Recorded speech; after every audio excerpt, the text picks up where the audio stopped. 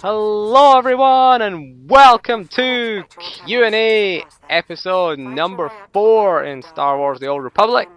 Today I will be answering questions and, well, this is not really more of a Q&A, this is more of a kind of response. It's a response to my 2.8 videos. I got a few comments on it, most were negative, saying that they don't like my video, they don't like my 2.8 video, they didn't like the fact that I was kind of criticizing story mode ops in particular. Story mode ops, who cares what happens to story mode ops? Well, I care for one thing, because, you know, story mode ops are the gateway to hard mode ops. If you think about it, when you're leveling an alt to 55, when you get to 55, yes, you might have some gear via legacy. You might be able to send gear to your alts via legacy, but here's the thing though, you're gonna need certain pieces. You're gonna need like things like implants, unless you can get them crafted, but you're gonna need things like set bonus gear. Set bonus gear, one of the best places to get it, Dread Fortress, Dread Palace, story mode. For your set bonus, I wouldn't do hard mode without at least the underworld set bonus, at least the 2-piece for the underworld set bonus. I wouldn't recommend doing hard mode Dread Fortress, Dread Palace, at least without it. I would say that, yeah, story mode is important. Again, story mode is the introduction to operations, because what we want, what the goal of this channel is to get more people playing operations. If I can get more people into operations, that's my goal. This isn't a look at me, I'm awesome channel like most YouTube channels you see out there. I want to help people. I want to try and help people. I want to show people, you know, we can do this. We can do this. It's not that hard.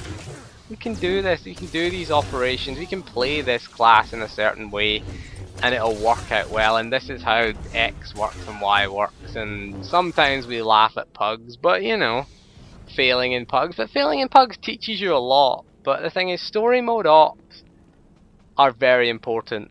They're important for the game. I mean, it is that gateway. If we can't do story mode, if we don't get a reasonable challenge out of story mode, if we just clear it and get to the end, what's your motivation to do hard mode? What's your exact motivation?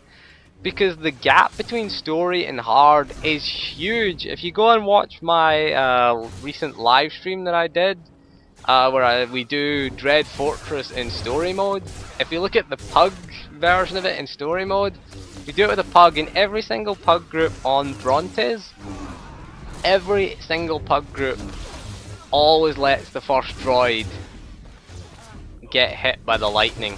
Okay, when we're in that sort of lightning phase where she channels the lightning clockwise, you have to go around and kill all the droids. Every single time you're in a pug group, they let the first droid die. I don't know why, because it's really easy to kill. If you look at the tactics for hard mode, if that lightning touches that droid, it is over. It's just a wipe. It just wipes the whole raid. So that's, I mean, that's why I don't like kind of with the way we make story mode a little too easy and a little too forgiving. But the thing is, story mode should be there to prepare you for hard mode. The mechanics should be preparing you for hard mode. We get to see things. It's like a preview for those of us doing hard mode. Story mode is that preview mode for us. And again, but the gap is just too big, and if we start bolstering people, if we start just giving people, you know, a ticket, if you will, into these operations, if they don't have to go through all the other operations to get gear, because there is a path to end game, there's a path to follow. You know, it used to be we would do hard mode flashpoints and get the gear to get into operations. Now we don't have to. Now we can just do Oricon to get the gear to get into Terror from Beyond and Scum and Villainy. It's a pretty set path, you could argue. Maybe it's too set, although you do have the choice. You can do dailies, you can do Oricon, or you could do hard mode flashpoints if you want.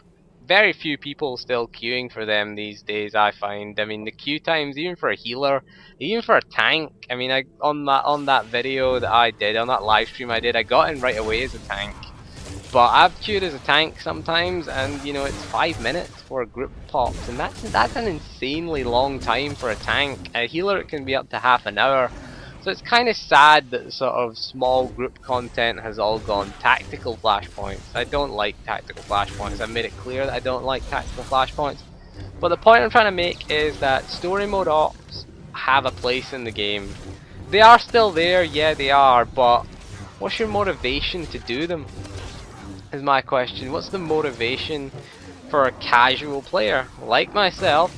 I'll admit it, I'm a casual player, to go and do story mode outside of Group Finder, to go and get gear, to go and learn how to play my class, you know, to go through Oricon. Oricon does a great job, and Oricon was very revealing to me. I did a guide on the Oricon bosses, and the amount of people that couldn't do a simple thing like interrupt the boss.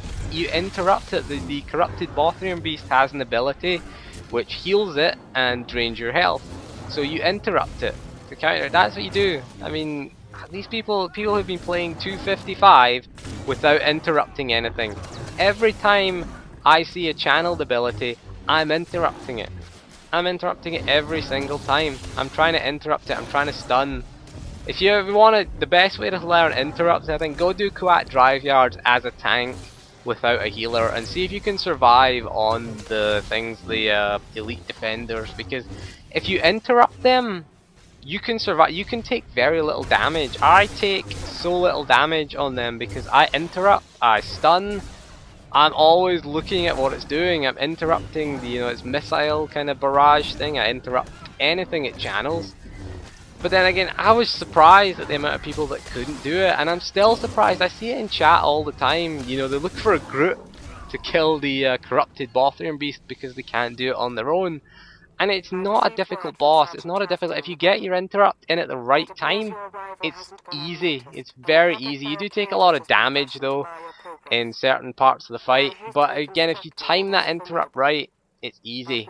And again, it's the same for Dread Fortress and Dread Palace. You know, again, there are bosses in that, particularly Gate Commander Draxus is the one that kind of tests your interrupt skill. Again, you've got to interrupt the Mass Affliction on that. It's not too bad now in story mode. In hard mode, it's going to be a wipe. It's going to cause a wipe, really. As a healer, you're like, ah, god damn it. You know, it's very difficult to heal through unless you're kind of over-geared for it. But again, that's why I don't like this kind of bolstering, because again, you're going to get to Draxus bolstered having not done Oricon and having not experienced that boss, so you're not going to maybe do your interrupt when you see it channeling. Be able to interrupt? No, I'm not interrupting that. Again, 16 man, it's not that important to interrupt because you've got enough people, you've got more people, so you know someone will do it. But if you get a group of people who don't know how to interrupt Mass Affliction and are just bolstered to the minimum gear level, it is going to be so difficult. You're going to struggle on that boss, unless of course they nerf it, which I hope they don't. I hope they don't nerf story mode. They need to keep story mode with some semblance of challenge, at least. I mean, story modes are pretty easy. You can just sail right through them. I sailed through one, barely healing anyone. I did it live and it was fairly easy, you know. I did do some healing. I wasn't as if I was just being a jerk and saying, no, I'm not gonna heal. No, I'm not gonna heal that.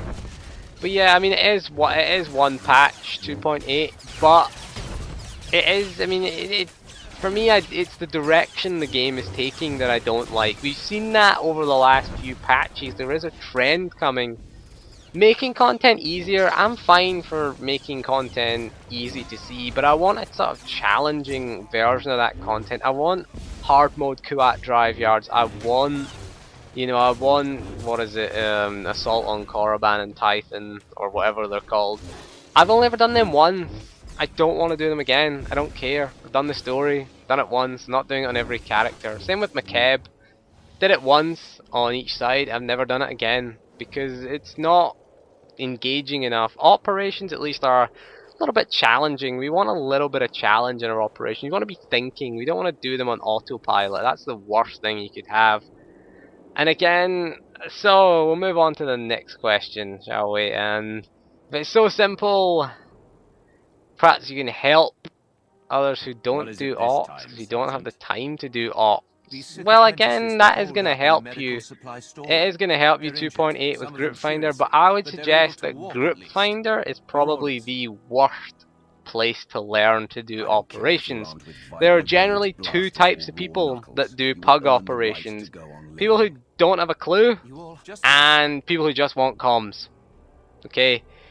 The problem with that is those two just don't mix. Okay? People who don't know what they're doing, running it for the first time, never recommend you run it in a pug. Never, no, I would not recommend it. Always find a guild that can run it with you, because guilds are going to be a bit more patient. They're going to explain things to you, because raiding guilds always want new people raiding, because again it helps the guild grow. So again, to take people through these operations, a lot of guilds will do that. A lot of guilds have a casual night where they just chill out and go through the story mode ops and take new players through these operations. Again, some even take them through hard mode for the first time. We did that with someone.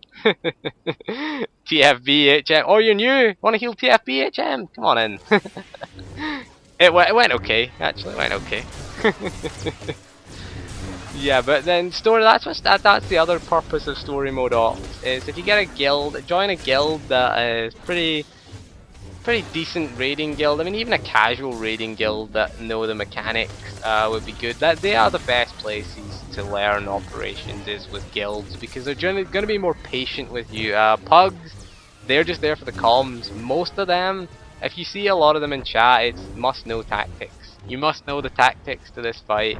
Must be geared, must know tactics. Being geared is probably, you know, the minimum requirement mostly is 156. So if you've been through Oricon, that's the minimum gear kind of thing. If you do dailies, you can get 162 gear anyway, so you can get over the recommended gear without ever touching an operation. So gear is not really an issue. That's the big issue I take with 2.8, is that gear is not the biggest barrier to operations, because gear is really easy. They did a good job in 2.4. You could argue it's maybe too easy to get gear.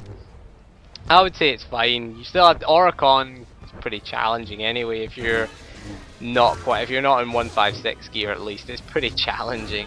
Again, so the next video I'm going to do is I'm going to explain how to gear alts fast, and that's going to come next week. That was another question I was asked, so I hope to shed a bit of light on why I don't like 2.8 so far, and why I don't like the changes to Group Finder, because Group Finder generally is for people who you get people who are dicks in Group Finder. They just want comms, don't want to teach you anything, don't care, they just want quick in, out, get my comms. And I think that's fine, but you want people to learn. We want people to learn the fights. We want more people doing progression and doing hard mode operations and getting to see the challenging content, and getting to see the end content isn't that hard, but getting challenged and staying motivated, because we are stuck with this tier. We're stuck with Dread Palace and Dread Fortress, and I don't like those ops. I really don't like Dread Fortress and Dread Palace, so being stuck with them. The big update in August, again, no new end content. At least the housing is something different, I suppose. But I would like to see a new expansion. I would like to see the level cap increased. I want to see more story content. And I think it's time to draw a line under end game in 2.0 and just start again.